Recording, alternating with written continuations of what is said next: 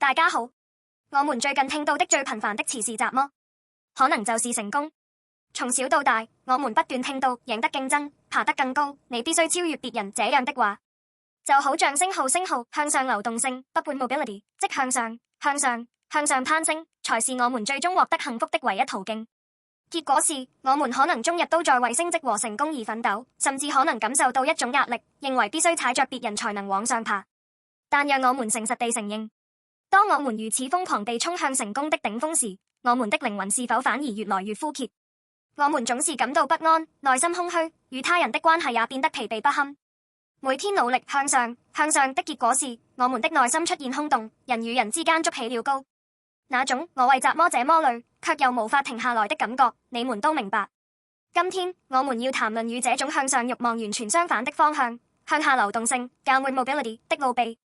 腓立比書2:5-8向我們展示了耶穌基督的生命，他是天上的君王和宇宙的主宰，但他並沒有緊緊抓住那同等的地位，他沒有說這是我的，我不能失去，相反，他倒空了自己的一切，這被稱為虛己 kenosis， 即傾倒自己的行為。他做了什麼呢？他從天上的寶座上降下來，取了最普通的人，即最低下的地位。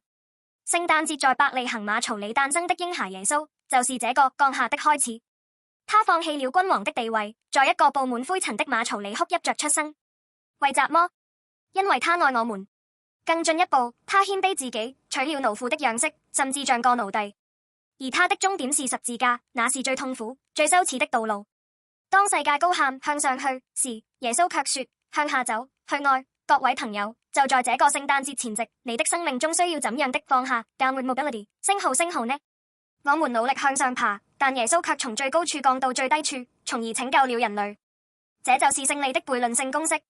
我們渴望的真正成功和幸福，也許並不在於爬得更高，而在於我們放下權勢，降低自我主張，降卑去服侍他人的那個位置。耶穌沒有告訴你要為自己積累更多，而是說像我一樣倒空自己，服侍你的鄰舍。如果有人因按照世界教導的方式生活而感到靈魂疲憊，我希望你今天能認真思考一下耶穌向我們展示的這個降下的奧秘。在你生命中最低微之處，或你為他人付出的那個地方，你將發現自己真正的價值和靈魂的平安。